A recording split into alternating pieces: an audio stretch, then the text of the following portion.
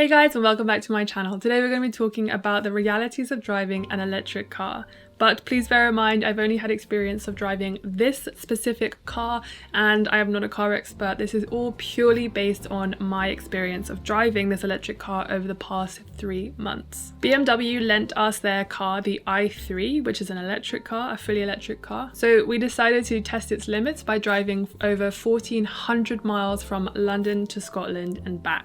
A little about this car. The i3 is a 5-door automatic electric car with a range of up to 188 miles. It takes approximately 20 minutes to several hours to fully charge the car, depending on whether you're using a rapid charger or a home-based plug-in system. The car is very quiet, so you can actually hear the radio or the audiobook that you're listening to on a very long journey, but it also has the sound option to have an artificial sound for things like pedestrian safety, but if you want to learn more about that, I will put some links in the description below. It has several modes like Sport, Eco Pro Plus, and Comfort, and they range depending on what you're kind of driving for, especially that day. If you're driving on slower roads, Eco Pro Plus is great because it caps your speed at 56 miles per hour, but if you're driving on the motorway, for example, then Eco Pro, Comfort, or Sport are great options as well. We'll talk a little bit more about that later, but I want to talk to you about the structure of this video. So I'm going to put in the time bar everything that we're going to be talking about so you can skip between the things you are most interested in hearing about. If you do like this video, please give it a thumbs up and subscribe and hit that notification bell so that you never miss another video. So we're going to start with charging, because charging seems to be one of the kind of pressure points that people consider, as well as range when thinking about driving an electric car.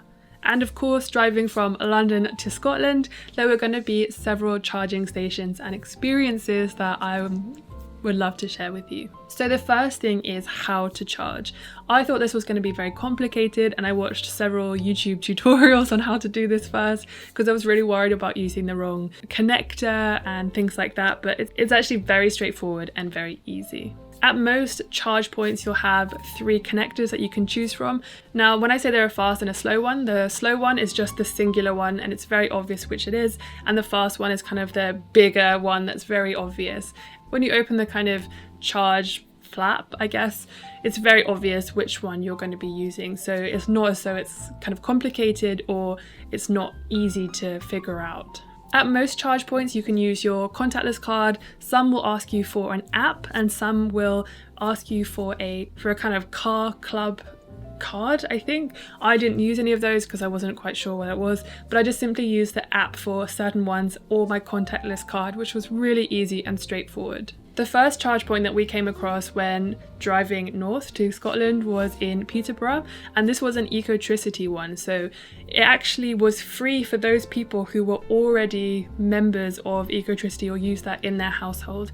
I wasn't, so all I had to do was get the app, and yes, this did take a little bit of time, but because we were using Ecotricity quite a few times as we were traveling north, we were able just to use it again and again, and it made it very simple and very easy, and then it could just charge your card and then refund you anything that you didn't use. So that's another thing to take into consideration. What it will do is, at most charge points, it will charge you a flat fee of something like £15 or £20, and then if you only use, say, £8.50, it will refund you the remainder of the money that you spent but didn't use. I was also very surprised at how the charge points differed dramatically in price. Well, when I say dramatically, it was only ever a few pounds difference, but some of the charge points were maybe £12 to fully charge, some were 15, and some were about £8. So depending on which charge point you use, the price difference, but every time I used a charge point, it was always a lot cheaper than if I was filling a petrol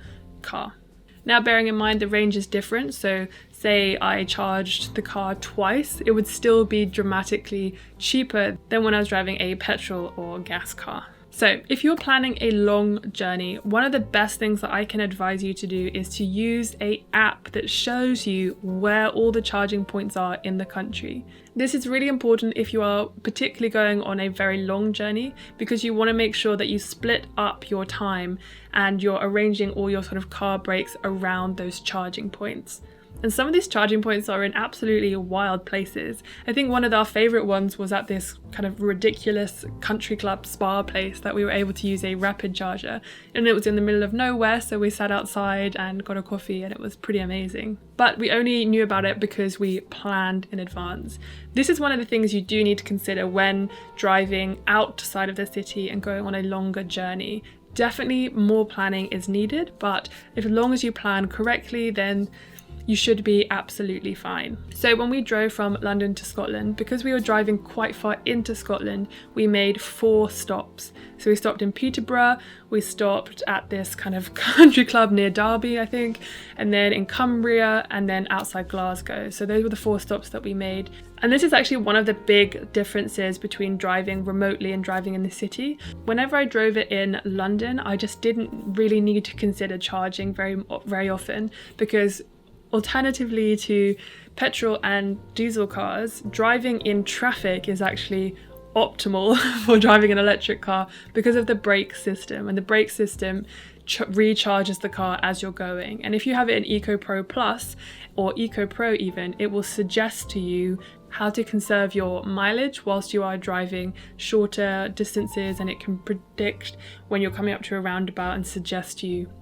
sort of driving in this like middle zone where you're not exerting any effort and you're not charging at the same time, so you're actually conserving miles, which is really clever system. Another option, if you don't have the apps for finding charge points, which I would really still highly recommend, is the car itself does also help you to find charge points. So if you have the navigation map up, you can still see all the charge points that are around, or you can ask the car to take you to the nearest charge point. The only difference with using the app is that you can choose which provider that you're using. So you can see if it's an Ecotricity one or all the other sort of options that are out there, and then you can choose which one you prefer to use. There are some that I prefer to use, some that are either faster or more reliable and things like that, but it's completely up to you and what you have available in your area.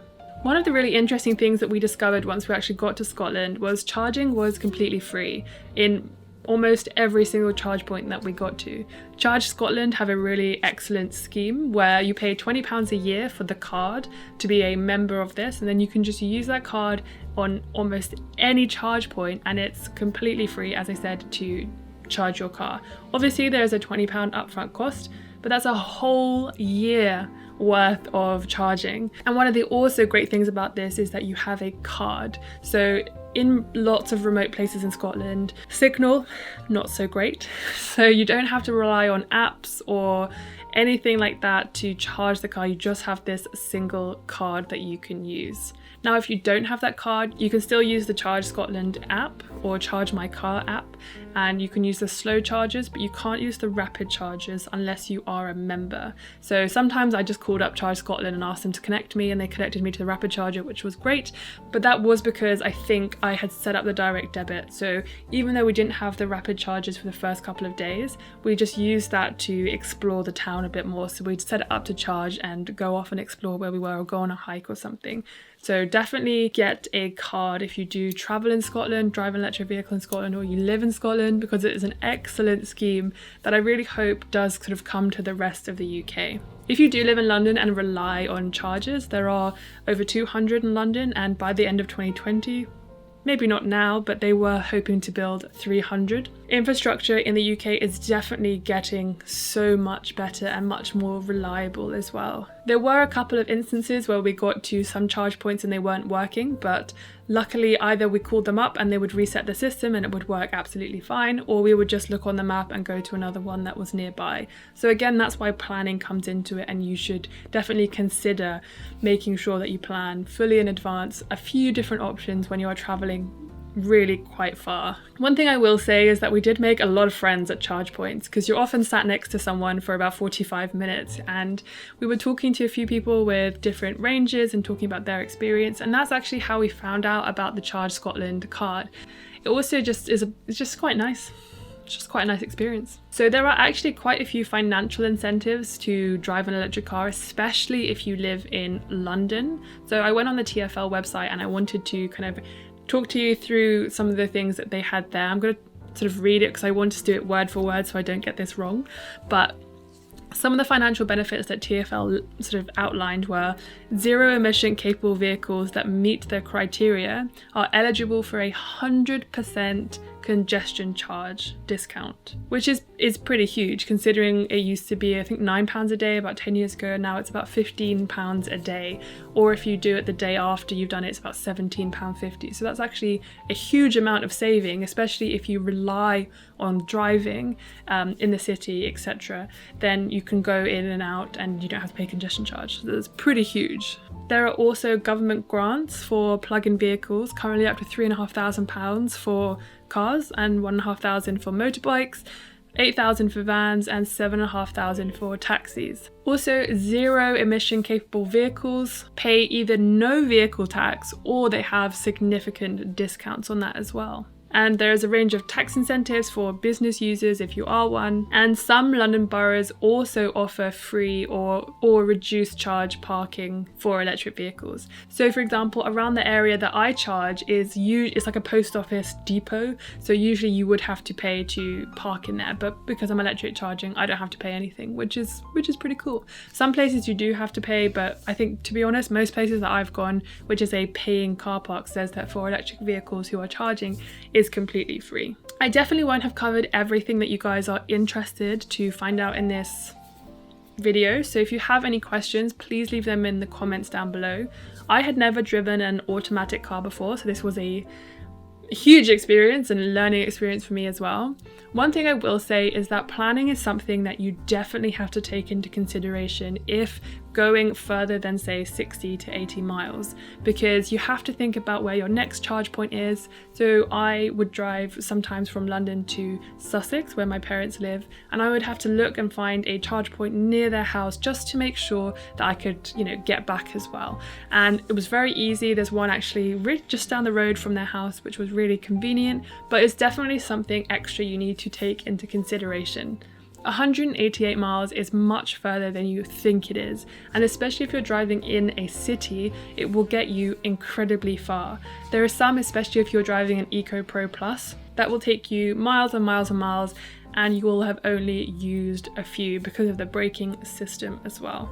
Now, electric cars, definitely the market, as far as I'm aware, is still relatively new, so it's going to take a little bit of a time for the cars to come down in price and be more accessible to everyone. But that's why it's great that there are government grants, and if you are thinking about buying one and having a plug-in in your home, again, there are grants that you can use that make it essentially free or much more affordable, which is really cool. Would I drive from London to Scotland again in an electric car?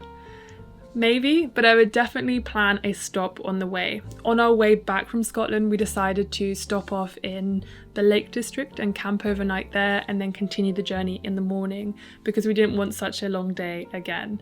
I'm trying to think if there's anything else that might be particularly interesting for you guys to note. Some kind of more practical things: if you use air conditioning or heating, then that's obviously going to use up battery and mileage, so we tended to try and, when it was hot, just open the windows instead, or if it was really cold, we would just make sure there was a charger nearby just in case we needed to have a bit of extra charge. But honestly, some of the highlights were cruise control. I didn't know that was a thing. I've never heard of it before, which obviously shows you that I am an absolute novice. This obviously isn't something that's special for electric cars, but I just really think that the financial benefits are pretty great if you can afford to buy an electric car and you are wanting to. But also, I really do think that electric vehicles are the future, and yes, there's definitely a lot of work to do and definitely make things a bit more accessible in terms of pricing, and the second-hand market will definitely be much bigger as well, which I think is really exciting. The EU has a sort of law in place, I think, where 50% of all batteries have to be kind of recycled properly, which is really, really, really cool. This has been quite a long video, and again, this is all from my experience of driving this car, and it is only one car, so please also bear that in mind. But I hope you found it a little bit informative about the realities of driving an electric car. If you did like it, please give it a thumbs up, and if you have any more questions, as I said, please put them in the comments down below. Thank you so much for watching, and I will see you next time. Bye.